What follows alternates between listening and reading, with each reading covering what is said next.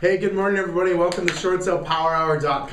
I'm gonna chew on my mint. I'm your host, Kevin Kaufman. This is my co-host, Fred Weaver, Recruit 4610, Arizona's premier short sale team. And I just hit record at least 25 seconds sooner than Fred thought I would. I'm chewing my mint. Well, they can't smell your bad breath. What are you worried about? I'm not worried about them. You're not worried about me, please. No. It's a good mint. Okay. It's a peppermint. All right. Today's Wednesday, December 8th, 2010. It's Short Sale Power Hour. I have no idea what we're talking about today. You don't? Forgot. Yeah. You forgot? Yeah. Better think hard and remember. No, it's actually your turn, remember? Oh, it is? Yeah. Okay. So, what to talk about?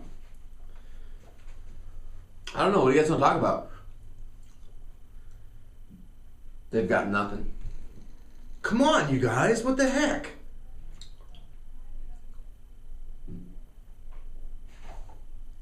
Awkward silence. That's what we call that. Okay. You know what? That's the point of today's episode. I'm glad you just did that. Here's the deal. We're going to talk today about how to communicate to the bank. And there's a lot of misconceptions and a lot of mistakes that agents make. Yeah. And a lot of those mistakes come from asking the wrong questions and asking them the wrong way. All right? Now, what Kevin just demonstrated to you for a minute ago was what we call silence. It's a little uncomfortable, isn't it? But you know what? Too often we're too busy talking all the time that we actually don't be quiet and let the lender speak. Give you an example. When you're calling the lender up, Kevin, on the phone, one of the things that I've seen that you do really well, you're even better at it than I am, is that you always ask an open-ended question, meaning something that cannot be answered with the words yes or no. Right. Okay? And you allow them to speak. Me, on the other hand, and we'll just give the two sides of the coin here. I will ask open-ended questions, but my mistake is that when I hear something I don't like out of the mouth of the person, jump on it. I usually say, "Well, that's stupid. That hasn't been my experience of you." Would you like to share with our viewers what that can cause? Oh, that usually causes is having to have your business partner come in and play good cop later on. It is. No, but seriously, that's a great point. Too often, and I'm going to relate this, actually, certainly it is with banks and the servicers that we're talking to. And, when you ask a question, just shut up and listen. You know what? It also goes, if you want to talk about the overall short sale process, when you're working with a client or when here's the deal, BPO agent, when you ask the BPO agent that super uncomfortable question that I've taught you how to ask, which is, hey, so what value did you come back with? You should really just shut up and not be the next person to talk. One of the things I learned early is that whoever talks first loses. He who speaks first loses. Yeah, I so love it. you ask a question and then you shut up and you listen for the answer. Let the other person talk. I'm okay with a minute, 2 minutes.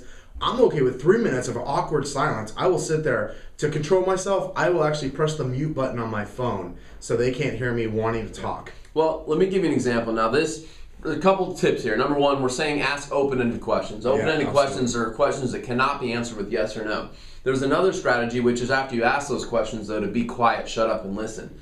Now, I will tell you an example that demonstrates just that. Kevin was on the phone with a gentleman by the name of Michael. Michael can't have a last name, and Michael cannot be identified to any certain institution or employer because I could get in trouble. But Michael, you had went to Michael to ask him to change or waive the deficiency language that was on the approval letter of unnamed bank. Yes. And Michael immediately responded back to you by saying, well, we've got the right per the blah, blah, blah, and the blah, blah, blah. And I instantly saw you put your phone on mute, and then you pretty much argued with him, but the phone was on mute. Yeah. And you argued with, you were looking at me making the argument. This guy's a freaking idiot. I cannot believe he's even going to try to tell me what the deficiency law is when I've experienced this at the bank and blah, blah, blah. And it's a purchase money loan. And so literally you let him talk. Yeah, yeah. And then after he's done, he said, but Michael, my experience has been, and he goes, well, if you just let me finish, Kevin. And this is funny because he had already stopped. And then you inserted your piece, and he goes, if you just let me finish, Kevin, I'm actually going to go ahead and do what you want, but you need to know that I don't have to. Yeah. And literally, it was a conversation from a bank employee just trying to flex his muscles and show that he has power and authority. Which he really has none. And truthfully, if it was me, we probably would have had to go a couple other levels up the escalation chain, because I probably would have said, dude, you gotta be kidding me. And I right wanted now. to, like, I truly wanted to cause physical harm to this man's face. Like, he really bugs me that much. What? But the reality is It's a good one. I knew to get what we wanted, I had to do something I don't like doing, which is shut up. Yes. And I had to shut up and just let him talk. Yep. And no matter how much it hurt, and it hurt, because I wanted to yell at him, I wanted to scream at him, I wanted to kick him, I wanted to punch him, all that good stuff. I just didn't do it because it wasn't in the best interest of our clients. Yep. It wasn't in the best interest of what we were trying to accomplish. Yep. And I knew that ultimately he would pull his head out of the sand and do what we wanted him to do. So here's the challenge for you guys today. I want to challenge you as you're getting done watching this episode. You've got some calls to make to some banks today. Yep. And I want to challenge you to get better at asking questions. I want to challenge you to ask better questions. Rate yourself. Ask somebody if they're in the office with you to rate how well your questions were. And on the next phone call, I want to encourage you to do even better.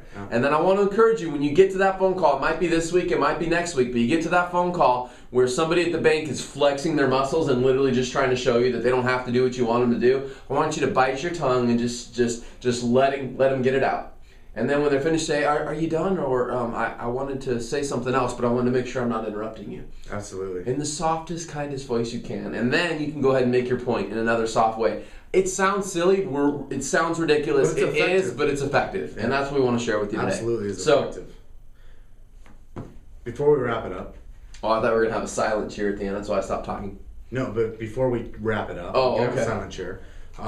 Before we wrap it up, I would like to remind all of the viewers that on January 21st, 2011, in Phoenix, Arizona, I don't care where you live, this is information you need to know, but in Phoenix, Arizona, the two of us and a gentleman by the name of Brian Gubernick will be hosting a class called Short Sales Uncensored. And it is a second level The dirty, naked truth. of what the banks don't want you to know. It's kind of a second level short sales. Like, this isn't for the beginner. If you're a beginner, you're going to get lost if you show up to this class, because we're actually going to be showing you some videos of some live calls that we've made. Well, you actually have to take a quiz at the door. First of all, you have to register to take the quiz. And then secondly, at the door, you have to take a quiz. And if you don't pass, then no entrance. Yeah, absolutely. And so Okay, that might have been a little harsh. it's going to be some but real I'd specific like to do strategies for mortgage insurance companies. We're going to talk about what is critical information, how do you obtain it, and then how do you use it for your advantage. To your advantage. So I'm going to encourage you, I don't care if you live in the Phoenix area or not, get out to Phoenix on the 21st of January for Short Sales Uncensored with us and Brian Gubernick. You're talking about guys that have collectively closed over 800 short sales in the last 3 years. We've got something to share with you, and I know that we're ready to impart it into you. So Yeah, let's wrap it up. 1, 2, 3. three. Short sale power hour. Short sale power hour.